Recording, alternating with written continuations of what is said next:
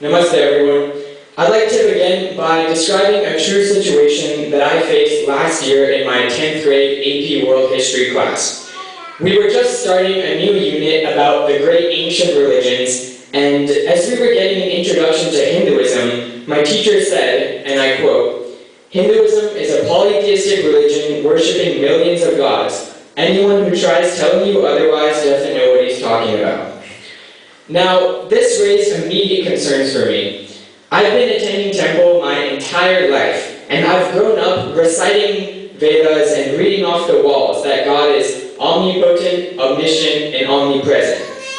But right there in that classroom, I realized I had absolutely nothing to say in defense of my beliefs.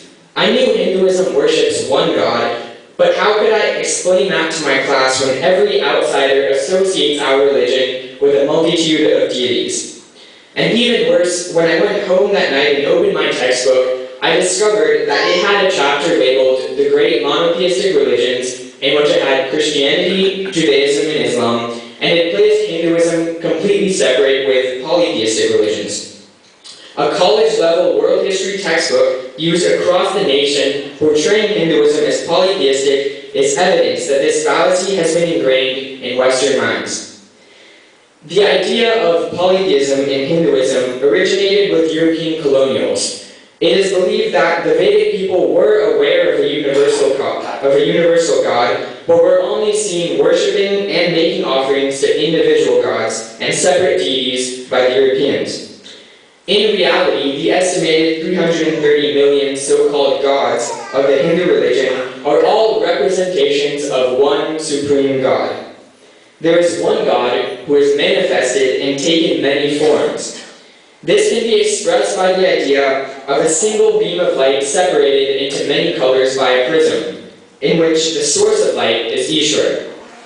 This is also similar to there being one body, but with different body parts. Each part plays its own role, but is ultimately part of the one supreme being. Paramatma is the source from which all deities are manifest and transcends all efforts at defining or qualifying. The names Ram, Krishna, Shiva, and Devi all refer to the same absolute God.